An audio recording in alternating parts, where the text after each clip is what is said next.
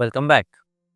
আগের ভিডিওতে আমরা লগ ফাইল খুঁজে বের করতে শিখেছি, যে আমাদের সার্ভারের ভেতরের কার্যক্রমের একটা চিত্র দেয়। আজ আমরা এমন দুটি ফাইল নিয়ে কথা বলবো যা প্রতিটি ওয়েবসাইটের জন্যই খুব সাধারণ, কিন্তু রিকনাইসেন্সের জন্য অত্যন্ত মূল্যবান। আমাদের আজকের টার্গেট হলো robots.txt এবং সাইটম্যাপ ফাইল। এখন আসি robots.txt এর কথায়। এই ফাইলটির মূল উদ্দেশ্য হলো গুগলের মতো ভালো সার্চ ইঞ্জিন ক্রলারদেরকে নির্দেশনা দেওয়া। ওয়েবসাইট অ্যাডমিনিস্ট্রেটররা এই ফাইল ব্যবহার করে ক্রলারদের বলে দেয় আমার ওয়েবসাইটের এই অংশগুলো, যেমন অ্যাডমিন প্যানেল বা টেম্পোরারি ফোল্ডার, তুমি ইন্ডেক্স করো না। এটা একটা দরজায় নো এন্ট্রি সাইন লাগানোর মতো, কিন্তু একজন অ্যাটাকারের দৃষ্টিকোণ থেকে এই নো এন্ট্রি সাইনটাই হলো সবচেয়ে আকর্ষণীয় জিনিস। কারণ এই robots.txt ফাইলটি অ্যাটাকারকে একটা পরিষ্কার রোডম্যাপ দিয়ে দেয়, যেখানে লেখা থাকে ওয়েবসাইটের কোন কোন অংশ মালিক লুকিয়ে রাখতে চায়।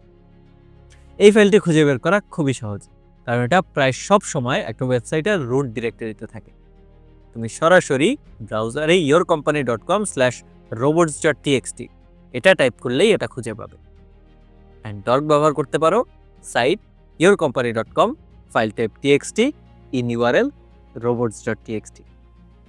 এই ফাইল ওপেন করলে তুমি ডিসঅ্যালাউ নামে কিছু লাইন দেখতে পাবে, যেমন disallow/admin, disallow/portal, disallow/backups ইত্যাদি। এই প্রতিটি ডিসঅ্যালাউ এন্ট্রি হলো তোমার জন্য একটা পটেনশিয়াল ক্লু। ওয়েবসাইটের মালিক চায় না যে কেউ এই ডিরেক্টরিগুলো খুঁজে পাক, যার মানে হলো এগুলোর ভিতরে সেন্সিটিভ কিছু থাকতে পারে। একইভাবে সাইটম্যাপ ফাইল অর্থাৎ sitemap.xml একটা ওয়েবসাইটের সকল পাবলিক পেজের একটা লিস্ট দেয়। এটা বিশ্লেষণ করে তুমি ওয়েবসাইটের পুরো স্ট্রাকচার সম্পর্কে ধারণা পাবে। তাহলে মূল শিক্ষাটা কি?